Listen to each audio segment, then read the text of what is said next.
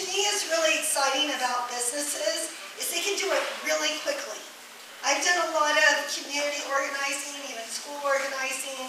We had amazing high school students in Newport Beach. There's styrofoam all over the beaches. It took us 6 years to get the styrofoam ban there.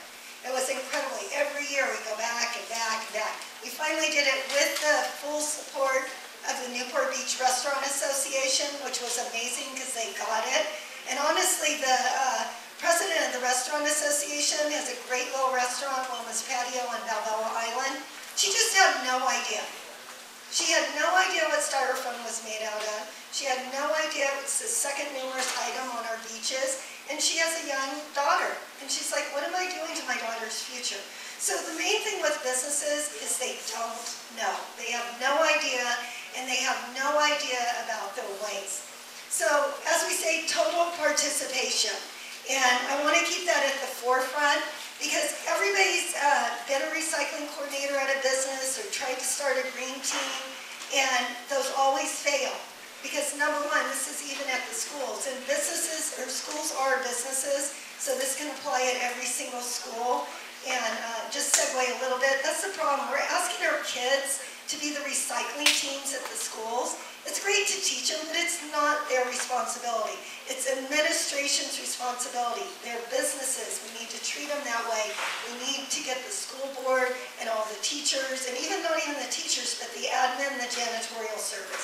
Because as soon as these schools leave, the kids leave, the parents and the PTA, the whole program falls apart. So we need to get it ingrained. We need every single person participating. Recycling is so 70s. I don't even know why we're still talking about it. So, and for businesses to say, oh, we're recycling, I'm a green business, that's what we should be doing as human beings. That's the least we should be doing as human beings. But more importantly, for businesses, the big wins are reducing and reusing. Once it has to go through and all their employees touch it and it goes down to recycling and even composting, they have lost so much human energy in the process. They have already lost so much money in the process. And so that's always where we want to focus, is that upstream. And I was really glad to hear repair. Repair comes before reuse. And that's where all the jobs are and everything. I love reuse. I love what Dan and Mary Lou are doing, but we've lost our repair, and that's what we need to bring back. So I bring up the zero waste economy. I think Gary did before. The reason I bring it up is we don't have a zero waste economy. So when we go to a business and we ask them to go zero waste, the pieces are missing. So it's very hard for them to do it. And so that's why I always applaud them for being leaders. They're breaking through that barrier. They're breaking through all the challenges. And they're the ones that are creating that zero waste economy. And so sometimes it takes a little bit longer because that piece is missing. In Orange County, we are now doing a great job of banning styrofoam, but we have no food scrap composting. So guess what? All these wonderful compostable items, all to the landfill.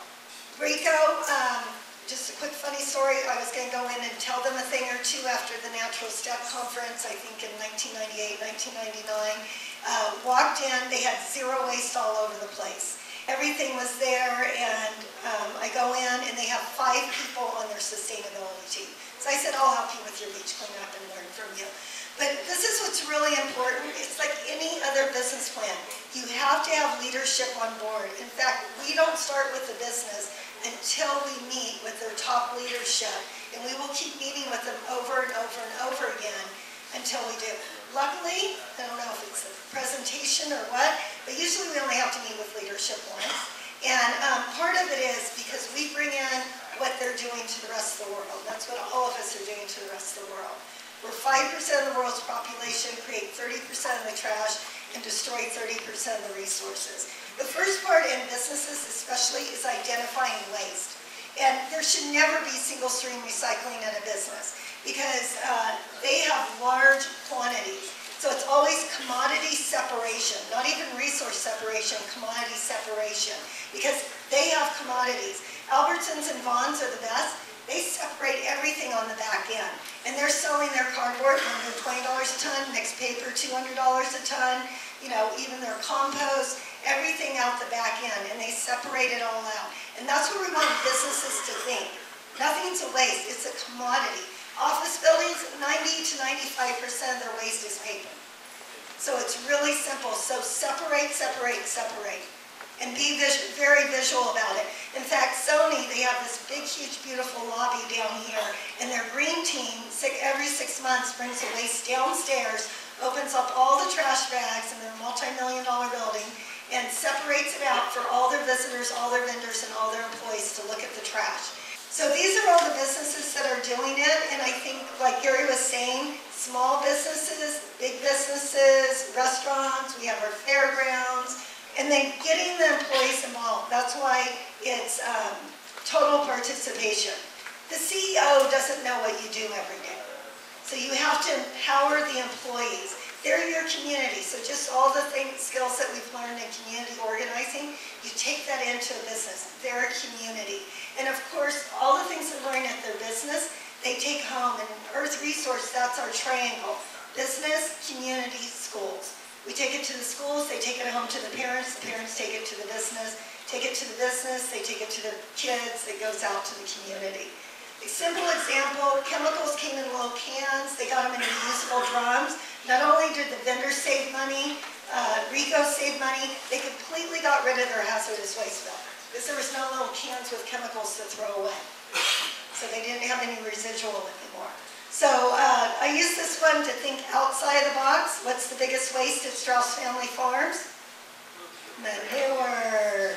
They create 95% of their electricity off the methane, off the manure. They compost the rest of the manure. They're not volatile to all these energy prices. So this is about true sustainability. This is how we get everything closed loop and smaller distribution. The great thing is nonprofits, more than anybody, are seeing all this waste and taking and making valuable items out of it and money. The Restore Store, that's how they're funding a lot of their homes now. San Francisco Hotel Collaborative, once again, we're throwing all this stuff away, especially food.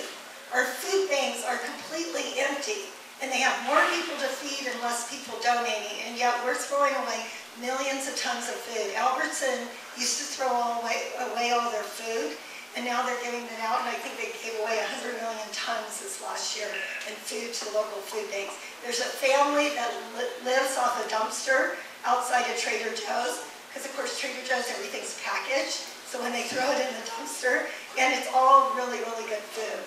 Just my last example, when you're reducing an item, don't just look at that item. Look at the whole circle of all of that. So this company, just 10 cartons a month, saved them $2,600 a year in paper. That saved them $3,100 in ink and toner.